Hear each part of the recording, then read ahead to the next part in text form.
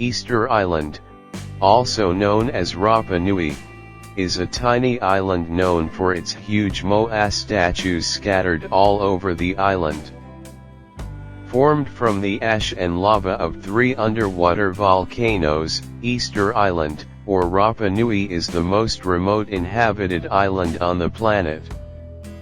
The Rapa Nui people, who erected immense stone sculptures of their chieftains around the coast to watch over them, ironically almost wiped themselves out in the process through deforestation, and in doing so made the moai statues a source of enduring fascination.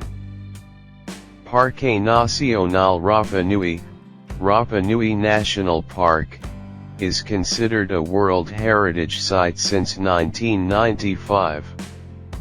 In the language Rapa Nui, Easter Island is called Te Pito o Te Henua, meaning the navel of the world, and mata ki te rangi, eyes that look at the sky. The island is so named because the first European to land here, a Dutch explorer, arrived on Easter Sunday.